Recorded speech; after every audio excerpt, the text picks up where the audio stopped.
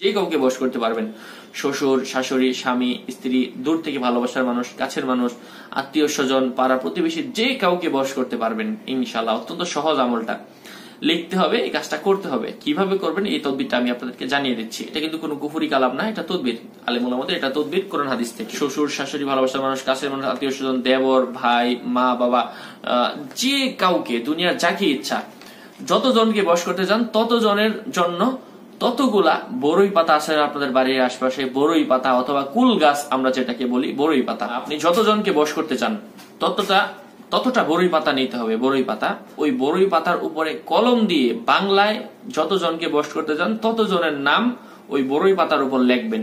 এটা করতে হবে আপনাকে জায়নামাজের মধ্যে বসে পশ্চিম দিকে ফিরে পাক পবিত্র ওযু অবস্থায় একবার এই তদবিরটা করলেই হবে। 7 পিস বড়ই পাতা নেবেন অথবা 10 পিস, সেটার মধ্যে 10টার মধ্যে আপনার 10 জনের নাম লিখবেন, 7টা নিলে 7 জনের নাম লিখবেন।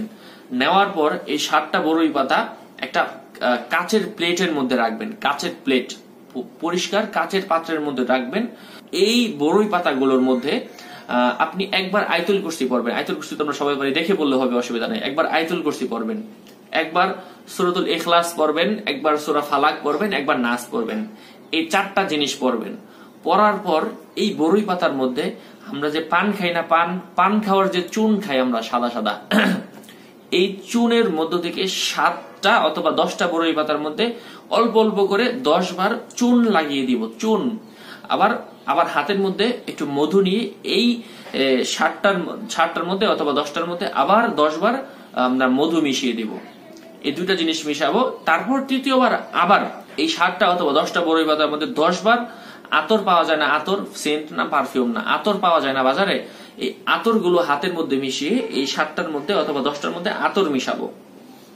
সবগুলো মিশানোর পর এই বড়ই পাতাগুলো একসাথে করে এমন কোন মাটির নিচে পুঁতে রাখতে হবে যেটা আর আজীবনেও কেউ খুঁজবে না, কোন কবরের মধ্যে, কোন কবরের পাশে, অথবা আপনার বাড়ির আশপাশে, অথবা কোনো বিল্ডিং করতেছে ওই বিল্ডিং এর নিচে। এটা তো আর খোদা হবে না 100 বছর পর্যন্ত, মাটির নিচে পুঁতে দিবেন যেটা আর কখনো খোঁড়া হবে না 100 বছরের মধ্যে।